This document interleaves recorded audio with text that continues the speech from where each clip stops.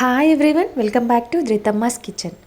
Chicken ఎప్పుడు రొటీన్గా కాకుండా ఇలా ఒకసారి పుదీనా కొత్తిమీర ఫ్లేవర్తో ట్రై చేసి చూడండి. చాలా డిఫరెంట్ టేస్ట్ ఉంటుంది. ఆఫ్ఘనీస్ వాళ్ళు ఇలా గ్రేవీ కోసం టేస్టీగా ప్రిపేర్ చేసుకుంటారు. నాకు కూడా చాలా నచ్చిందండి. టేస్ట్ అయితే సూపర్గా ఉంది. సో ఎలా చేయాలో ఒకసారి చూడండి.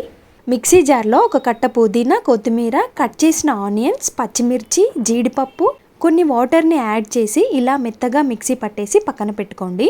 నెక్స్ట్ వచ్చేసి ఒక బౌల్లో ఫ్రెష్గా కడిగిన చికెన్ని వేసుకోండి. దాంట్లో 1 స్పూన్ కారం, రుచికి సరిపడా ఉప్పు, గరం మసాలా, ధనియాల పౌడర్, అలాగే 1 స్పూన్ చికెన్ మసాలా, చిటికెడు పసుపు, కొంచెం పెరుగు వేసుకోండి.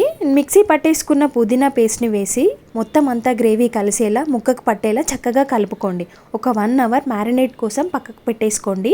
నెక్స్ట్ స్టవ్ పైన ప్యాన్ని పెట్టి ఆయిల్ని పోసుకొని ఆయిల్ హీట్ అయ్యాక మ్యారినేట్ చేసుకున్న గ్రేవీలోంచి ఒక్కొక్కటిగా ఇలా చికెన్ పీసెస్ని వేసేసుకోండి.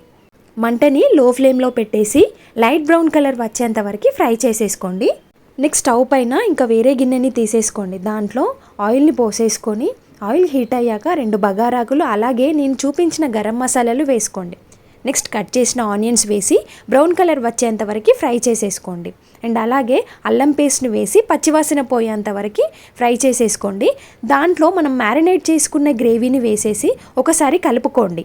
చూడండి, ఇలా ఆయిల్ పైకి తేలాక ఫ్రై చేసిన చికెన్ పీసెస్ని వేసి గ్రేవీ కోసం ఇంకాస్త వాటర్ని యాడ్ చేసేసి ఒక 5 మినిట్స్ ఉడికించుకోండి. స్టవ్ ఆఫ్ చేసేసి ఒక బౌల్లోకి సర్వ్ చేసేసుకోండి. చికెన్ ముక్క చాలా డిఫరెంట్ టేస్ట్ ఉంటుందండి. చక్కగా ఉడికిపోతుంది.